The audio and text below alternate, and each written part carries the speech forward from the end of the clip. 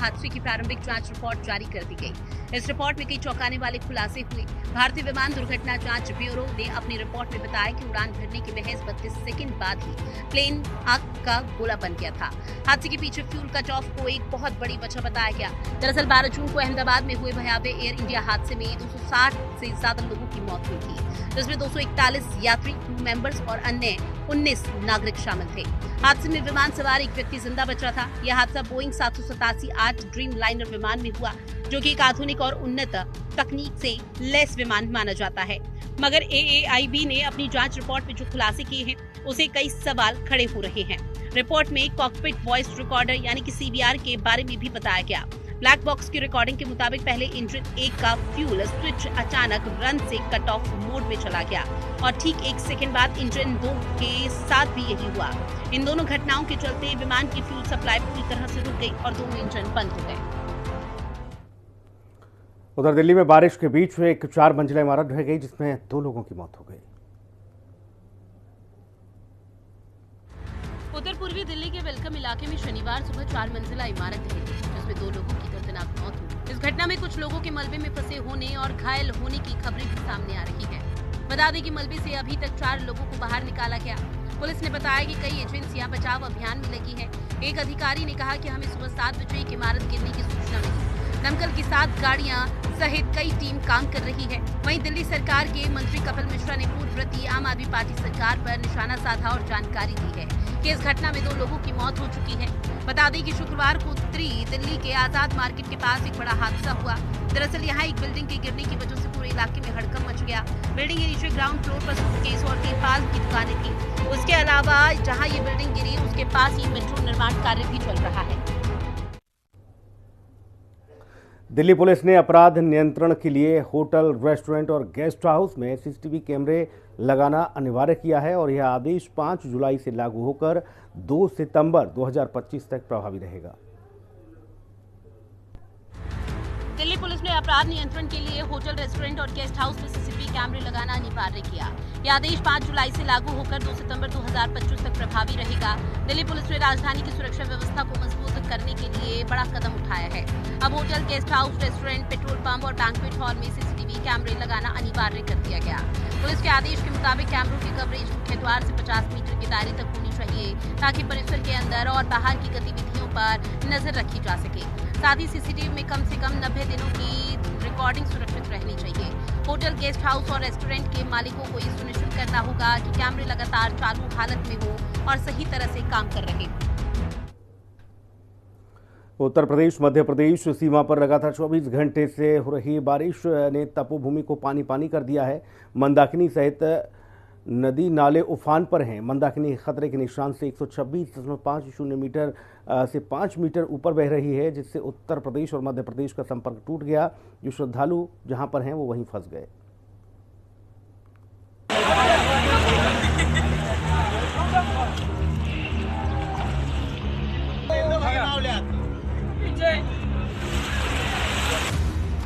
उत्तर भारत में बारिश का सिलसिला जारी है। बारिश अब आफत बनकर बरस रही है।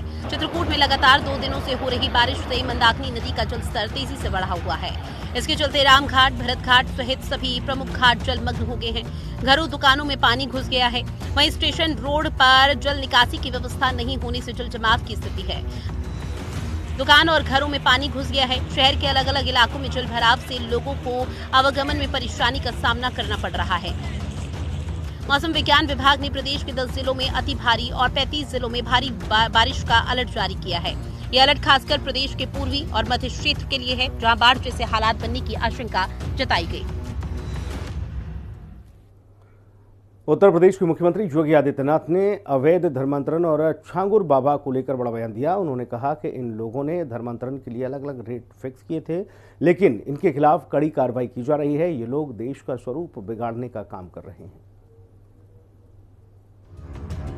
छांगुर बाबा पर सीएम योगी ने बयान दिया है। मौका साहिब श्री गुरु तेग बहादुर महाराज के 350वें शहीदी वर्ष को समर्पित श्री तेग बहादुर संदेश यात्रा का था। इस दौरान जनता को संबोधित करते हुए उत्तर प्रदेश के मुख्यमंत्री योगी आदित्यनाथ ने कहा, अवैध धर्मांतरण के खिलाफ कार्रवाई हो रही है। अनुसूचित जाति का धर्मांतरण कराया जा रहा है। हम सबको तोड़ने की साजिश हो रही है। भय और लालच देकर धर्मांतरण कराया जा रहा है। देश का स्वरूप बदलने की कोशिश हो रही थी। धर्मांतरण के लिए विदेश से पैसा आ रहे हैं। 100 करोड़ से अधिक ट्रांजैक्शन छांगुर बाबा के 40 खातों में होने का पता चला है। बता दें कि उत्तर प्रदेश आतंकवाद विरोधी दस्ते ATS की टीम ने पिछले सप्ताह छांगुर बाबा और उसके एक सहयोगी को लखनऊ से गिरफ्तार किया था। पुलिस ने छांगुर बाबा पर 50,000 रुपए का इनाम घोषित किया था। पुलिस के मुताबिक ATS इससे पहले छांगुर बाबा के बेटे और नवीन रोहतक को गिरफ्तार कर जेल भेज चुकी है। तो वहीं ATS ने बुधवार को छांगुर बाबा और उसके सहयोगी नीतू उर्फ नसरीन को एक सप्ताह के लिए रिमांड पर लिया था। पुलिस के मुताबिक बाबा और उसके सहयोगियों पर 100 करोड़ की विदेशी फंडिंग का भी आरोप है, जिसकी जांच ED कर रहा है। मुख्यमंत्री ने साधु वेश में घूमने वाले फर्जी बाबाओं के खिलाफ ऑपरेशन कालनेवी चलाने के आदेश दिए थे। इसे लेकर सभी थाना पुलिस को निर्देशित किया गया है। इसी क्रम में वह खुद भी नेहरू कॉलोनी में और अन्य क्षेत्रों में थाना पुलिस के साथ सत्यापन और चेकिंग अभियान में घूमे थे। उत्तराखंड में सावन के पवित्र महीने में चल रही कांवड़ यात्रा को शुद्ध और सुरक्षित बनाने के लिए पुष्कर सिंह धामी सरकार ने ऑपरेशन कालनेवी की शुरुआत की। इस अभियान के तहत फर्जी साधुओं और ठगी करने वालों के खिलाफ सख्त कार्रवाई की जा रही है। हरिद्वार और देहरादून पुलिस ने इस ऑपरेशन के तहत अब तक दर्जनों संदिग्धों को हिरासत में लिया, जिसमें से 6 मुस्लिम और एक बांग्लादेशी नागरिक भी शामिल है। वहीं विश्व हिंदू परिषद से जुड़े यशवीर महाराज ने कांवड़ यात्रा को शुद्ध रखने की मुहिम शुरू की है। देहरादून पुलिस ने ऑपरेशन कालनेवी के पहले दिन 25 संदिग्धों को हिरासत में लिया। इसमें एक बांग्लादेशी नागरिक रोकन रकम उर्फ शाह आलम भी शामिल है, जिसके पास से बांग्लादेशी पहचान पत्र बरामद हुआ। पुलिस के मुताबिक ये संदिग्ध साधु संतों के वेश में कांवड़ियों से ठगी और भीख मांगने की गतिविधियों में लिप्त थे।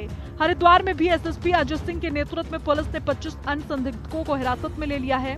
अखिल भारतीय अखाड़ा परिषद के अध्यक्ष महंत रविंद्र पुरी ने ऑपरेशन कालनेवी की सराहना करते हुए कहा कि फर्जी साधुओं और ठगों की पहचान जरूरी है, ताकि कांवड़ यात्रियों को शुद्ध और सुरक्षित माहौल मिले।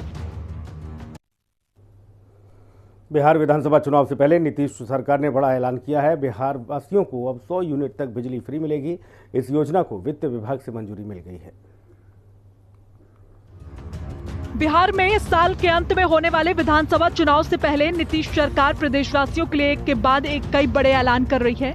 महिलाओं के लिए आरक्षण, पेंशन की राशि में बढ़ोतरी के बाद अब मुख्यमंत्री नीतीश कुमार ने बिहार की जनता को एक और बड़ा तोहफा देने की घोषणा की, जिसके तहत प्रदेश में हर परिवार को 100 यूनिट मुफ्त बिजली दी जाएगी। विधानसभा चुनाव से पहले सीएम नीतीश मतदाताओं को साधने की रणनीति में जुट गए हैं। चुनावी साल में बिहार वालों के लिए कई बड़े ऐलान किए जा रहे हैं। इन कड़ी में अब प्रदेश वासियों को 100 यूनिट तक मुफ्त बिजली देने की योजना पर काम हो रहा है। ऊर्जा विभाग द्वारा तैयार इस प्रस्ताव को वित्त विभाग की मंजूरी भी मिल चुकी है। अब कैबिनेट की मोहर बाकी है। कैबिनेट की मंजूरी के बाद गरीब और मध्यम वर्ग के लाखों परिवारों को उसका सीधा लाभ मिलेगा।